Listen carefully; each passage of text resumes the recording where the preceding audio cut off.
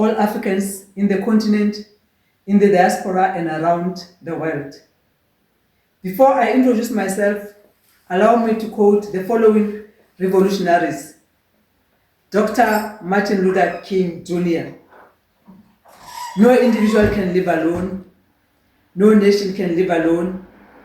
Anyone who feels that he can live alone is sleeping through a revolution. The world in which we live is geographically one. The ultimate tragedy is not the oppression and cruelty by the bad people, but the silence of good people. Dr. Miles Monroe, there is no place as wealthy as the cemetery. Buried in the cemetery are dreams that were never fulfilled, books that were never written, ideas that never became reality, songs that were never written. Esther 4:13-14. Please allow me to personalize it. Do not think in your heart that you will escape in the king's palace anymore than all other Africans. For if you remain completely silent at this time, relief and deliverance will arise for the Africans. Then Esther asked all the Jews to fast and pray. Africa, your time to fast and pray is now for the unity of Africa. Please allow me also to play a clip of the speech by President Nelson Mandela. Poverty is not natural.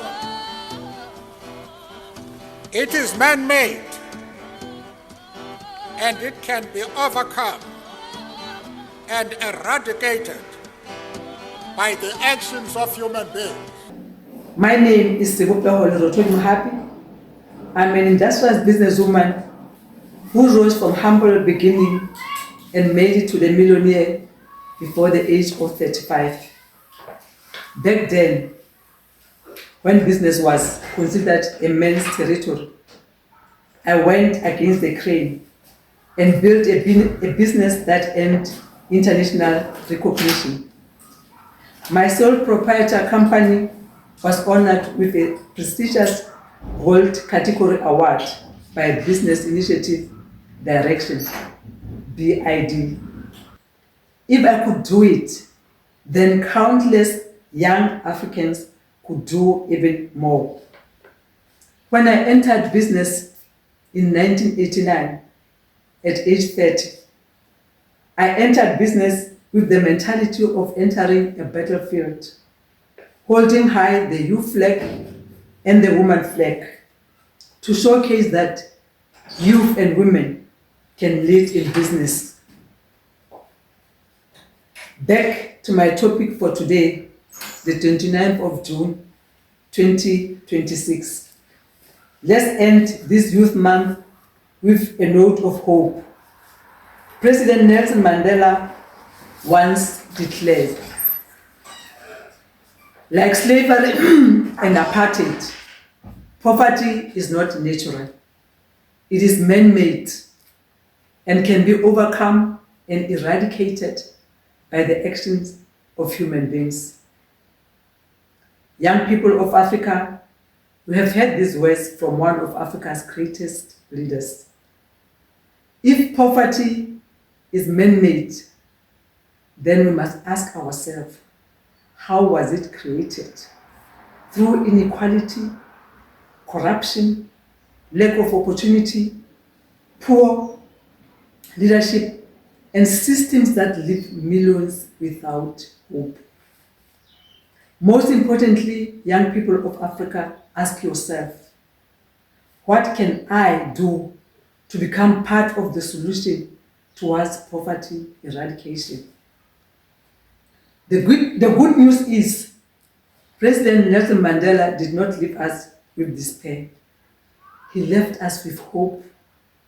He reminded us that poverty can be eradicated through the actions of human beings. That means the future is not determined by circumstances. it is determined by what we choose to do today. I fully agree with President Nelson Mandela.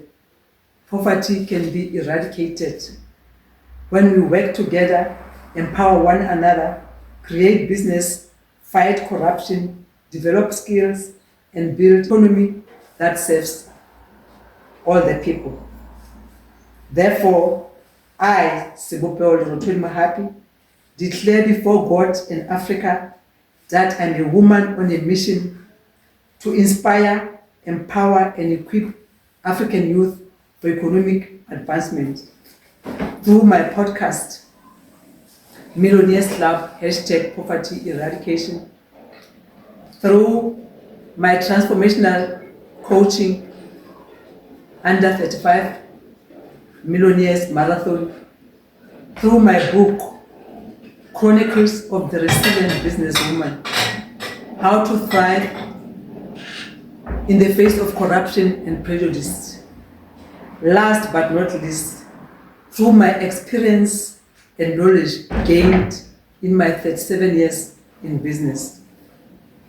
As Dr. Miles Monroe has explained, I refuse to take my knowledge, experience, and wisdom to the grave unshared. My mission is to duplicate entrepreneurship, hope, resilience, and economic empowerment in as many young Africans as possible. Together, let us prove that poverty is not Africa's destiny. Prosperity is. God so loved Africa that He blessed her with numerous mineral resources in plenty. Young people of Africa, never, I say never, be misled by lines on the map of Africa imposed by colonizers. Africa is one family.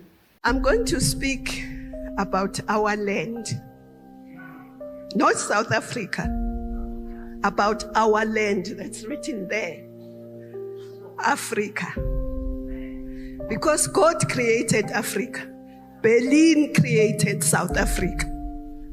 The conference in Berlin created all these little pieces, but God created Africa. Right?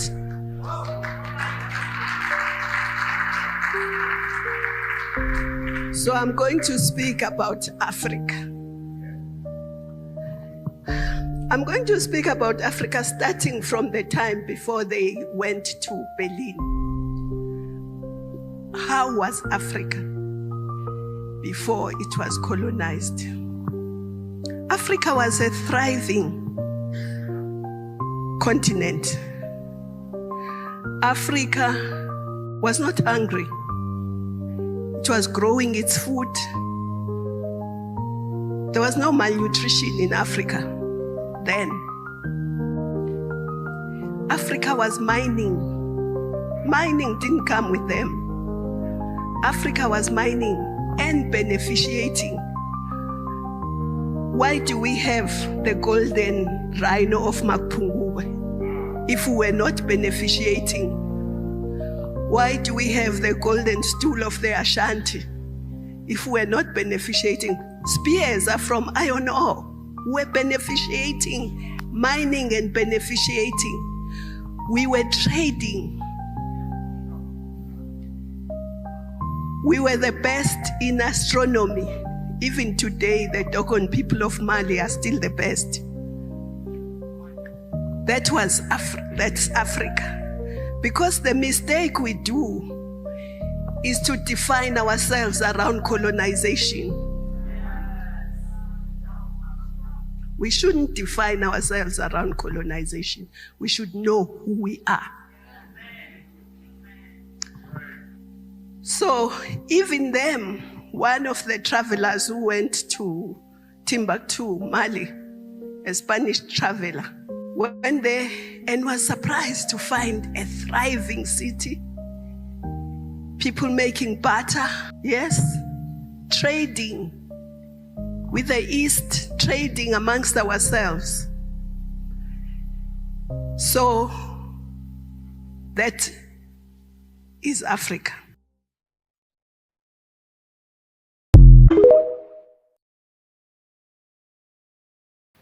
Let Ubuntu reign throughout Africa. A united Africa is key to poverty eradication in Africa. May God bless Africa and her children. I love you, Africa. I really do.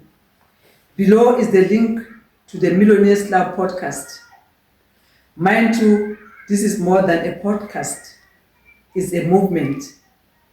Every comment, every idea, every suggestion, every video share bring us close to our mission, poverty eradication.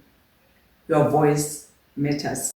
And Africa will be saved.